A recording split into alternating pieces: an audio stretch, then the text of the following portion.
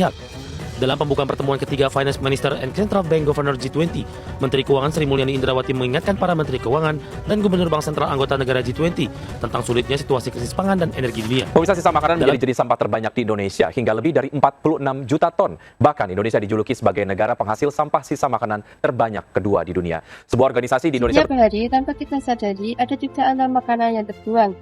Makanan yang sebenarnya masih layak dikonsumsi dan memiliki nilai gizi. Menurut data Bappenas menyebutkan bahwa Indonesia menghasilkan 23 hingga 43 juta ton limbah pangan setiap tahunnya, dan setiap orang itu membuang sekitar 115 sampai 188 kg makanan per tahunnya.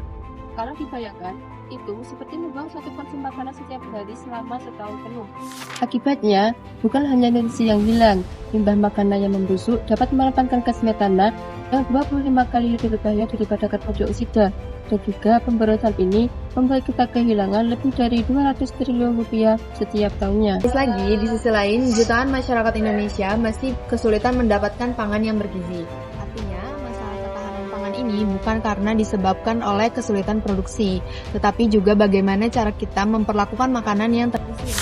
Kita mulai sadar bahwa solusi ketahanan pangan dapat dimulai dari memanfaatkan bahan pangan yang mulai sering terbuang, seperti limbah ampas tahu. Nah, limbah ampas tahu ini banyak orang melihatnya sebagai bahan pangan yang sudah tidak bisa dikonsumsi. Padahal di balik itu, ampas tahu memiliki banyak protein, serat, mineral, dan juga senyawa fungsional lainnya.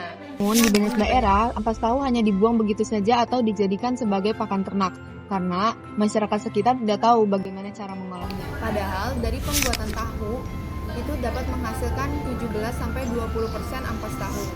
Dan satu industri kecil biasanya menghasilkan 50-70 kg ampas per hari.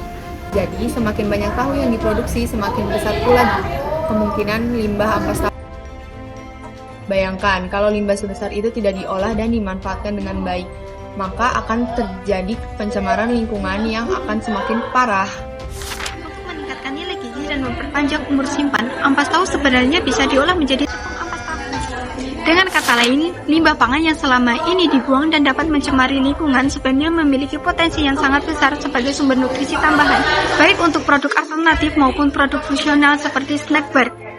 Snack bar merupakan makanan ringan yang berbentuk batangan yang berbahan dasar granola. Akan tetapi ketersediaan bahan baku dari snack bar ini masih bergantung pada impor, sehingga diperlukan alternatif bahan lokal yang bernilai ekonomi dan memiliki nilai yang tinggi. Lagi, tepung ampas tahu ini bisa dikombinasikan dengan pisang matang, yaitu bahan pangan lain yang juga terbuang.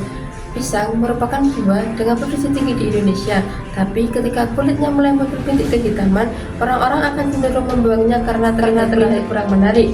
Padahal itu merupakan tanda bahwa buah pisang sedang berada di puncak nilai gizinya, yaitu gula murni alami, mineral yang tinggi, dan juga antioksidan. Pada buah pisang ini berkhasiat. Kenapa tidak kita jadikan saja produk yang lebih inovatif dan juga lebih bernilai?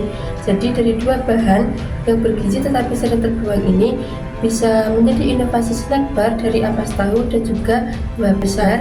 Dibeli praktis, mudah dibuat, mudah disimpan, dan juga bisa dikonsumsi oleh berbagai kalangan usia. Ampas tahu memberikan protein dan serat, sedangkan buah pisang berperan sebagai pemanis alami dan juga pengikat alami tanpa bahan pengawet. Jadi hasil akhirnya bukan hanya enak dan mengenyangkan, tetapi juga lebih sehat dan juga ramah lingkungan. Dan sembilan, inovasi snack bar ini membawa dampak besar bagi ketahanan pangan nasional, seperti mengurangi limbah pangan, memanfaatkan bahan lokal tanpa impor, membuka peluang ekonomi untuk UMKM, petani pisang, dan pelaku industri tahu. Kalau dikembangkan, inovasi ini bisa memperkuat ekonomi masyarakat berbasis pangan lokal, dan yang paling penting, langkah kecil seperti ini membantu pencapaian Sustainable Development Goals, terutama SDGs 2 tentang Zero Hunger dan SDGs 12 tentang konsumsi dan produksi yang tanggung jawab. Sederhananya, pangan sehat tidak harus mahal, solusi ketahanan pangan tidak harus besar. Kadang semuanya berawal dari dapur rumah yang memanfaatkan bahan bergizi yang sama ini kita anggap sebagai limbah. Snack bar, tepung ampas tahu, dan pisang menjadi bukti bahwa limbah pangan dapat menjadi peluang, bukan menjadi masalah. Dengan mengurangi food waste, memanfaatkan bahan lokal, dan lebih bijak dalam konsumsi, kita semua dapat berperan dalam membangun ketahanan pangan Indonesia. Wow.